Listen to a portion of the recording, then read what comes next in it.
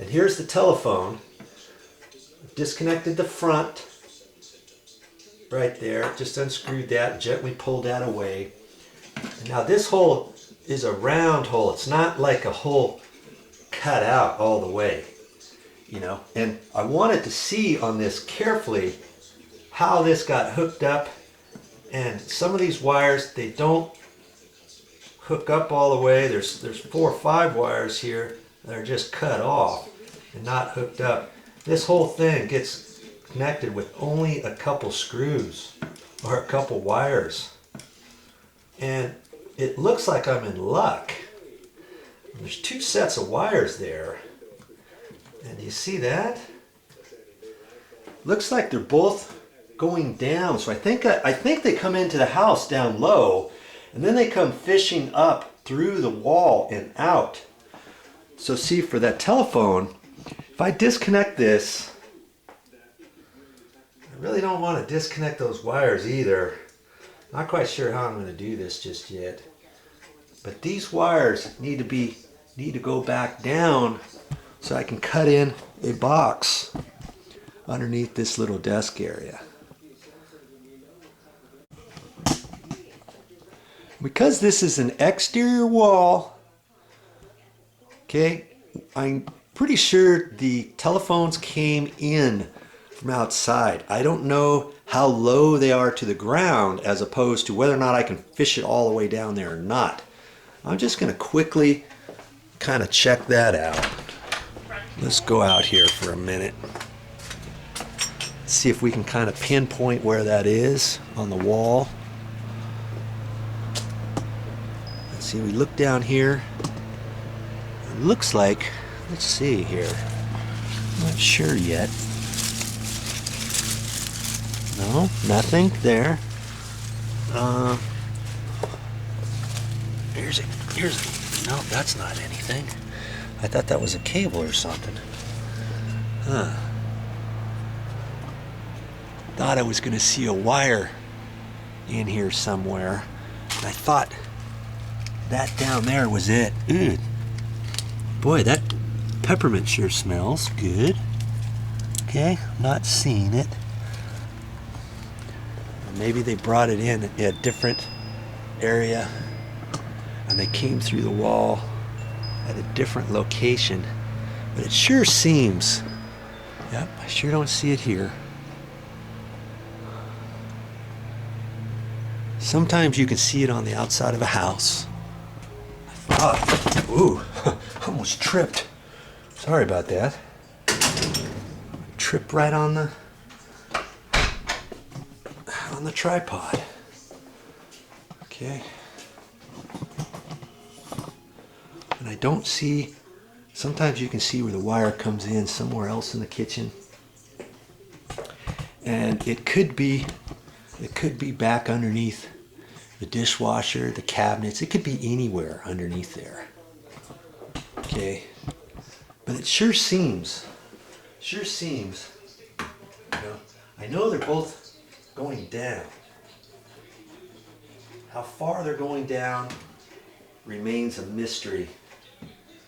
I'm going to have to determine where the 2x4s are so that I can go straight down below there when I cut in box and fish around in there. I wish I could kind of tell, because when I put my cut-in box down below there, I don't want to get it down too low for fear if the cable doesn't go down as low as my cut-in box, that's not going to be a good thing, is it? I was going to say another word, but I'm not going to do that. Okay, so what I'll probably end up doing is putting the cut-in box for the telephone. You know, usually I try to match existing, you know, whatever height that is, I would come over here and measure up the same. But for the telephone, it doesn't really matter exactly. I could put it up, you know, as high up as I feel comfortable, hoping that I'm going to catch the bottom of this before it loops off to the left or off to the right or something like that, and catch that and then fish that out of the wall. And I think, I'm not sure just yet, but I'm not a telephone guy, and if those wires are not some simple wrapped around a screw or something, which they're not, and I'd have to look at that, and it's underneath some plastic. And I'd hate to pull that apart and not be able to put it back together properly. So I'll look at that a little bit closer, and if I still have a question, you know, if I think I can do it, I'll mark where it goes, and then I can remove this and just catch the wire. If I can't do that, I may have to cut a slit here and tape this up and fish this whole plate down the wall, and then grab it and pull it out from underneath, you know, sideways through a cut-in box. I don't have to make a round hole down below. I'll put a cut-in box in there, and you don't have to use an electrical cut-in box. You can use a telephone cut-in box, which is just a ring, a rectangular ring with some tabs on it, and you can put that in, and then I can fish this out and down. They got those types too.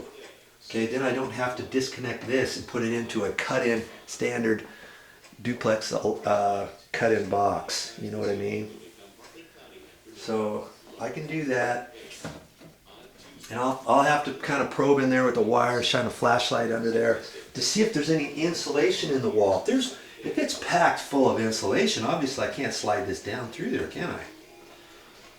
So I've got a little more work to do to figure that out. In fact, I don't think there's any. There's a fire block right there too, so I know it doesn't go up, it goes down. And there's the wall cavity, looks blank. Looks like the stud is about right there. Well, thought I saw it, but I'll take a wire. I can take a wire and probe this way, that way, and kind of down and stuff, just to kind of check that out, because I want to see where the studs are. If I know that this next stud is way over here, let's say, and in fact there it is, right there, and I know the next one is 16 inches away from that one over to the left. So see, I could move this over down below the cabinet to get it away from there if that makes it easier for me, knowing that I'm still in the same stud bay. In between the wall studs is called a bay, and that's all cavity open all the way down if you don't have any fire blocks. This is an exterior wall. There's a block here that goes across flat to this stud, to the next stud, to the next stud.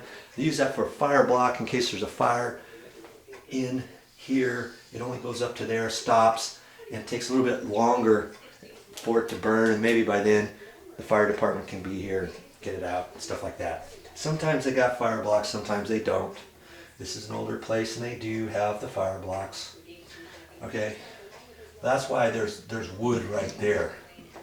Okay, but we're going down that way, so I'll have to figure that out, and I'll talk to my aunt, figure out exactly what to do here too. Okay, it's all part of the project. I got everything screwed back in properly. I just want to point out one more thing on the telephone jack plate.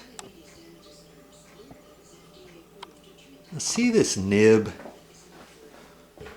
I always call things nibs that protrude. This thing right here. There's another one down here. If you ever see that on your plate, you think, what's that all about? Usually on most telephones, there's little grooves on the back side on most of them. Let's see this one here. Right, where is it? Right there. You can put that over it, and usually there's different things, one at the top and one at the bottom, where you can take that and hang your phone on the wall. Lots of phones don't do that anymore,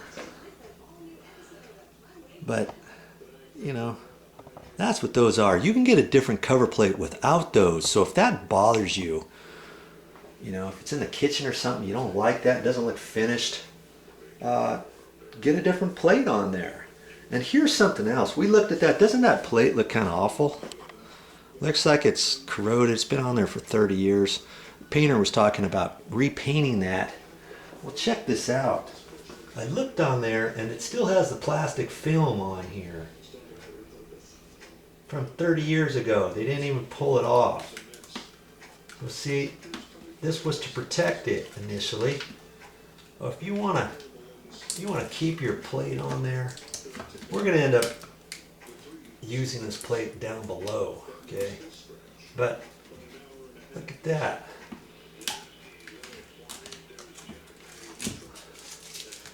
Clean all that stuff off. And it even looks like whoever installed it upside down even. Because here's the little bell. That's upside down. I could put that on different down below. But you could have a nice clean cover. You might want to look at that because you might have one of these covers still on there. Alright, that was just a little tip I wanted to show you. Last but not least, because I did all that inspecting and I found out that this cover plate actually looked really nice and pulled that off, she might like that after all. If I clean up the edges, recaulk it and stuff, she might say go ahead and leave that. We could take the cable and we could fish it around on the side and come down here, and there's a little hole there. We could fish that down, and or actually not fish it down, just have the phone. Just reposition the phone over here because the phone's still going to have to be on the counter. We'll have a new plug and there'll be a hole drilled into the end over here for this cable, for the power cable. And the cable that comes up to here, we could re-situate it over like that, you know, and come down so that you hardly even see it, because you're still going to see this here. And she might go for that. We might just leave that. Okay, the power for this, I'm still going to fish that down too, so you won't have that ugly thing there. You'll just have this and this. Okay, she might go for that. And if so, I don't have to mess with the telephone wires. If she doesn't like that, because I inspected it, I'll know what I have to do with the telephone wires next time I'm here. Okay? There you go.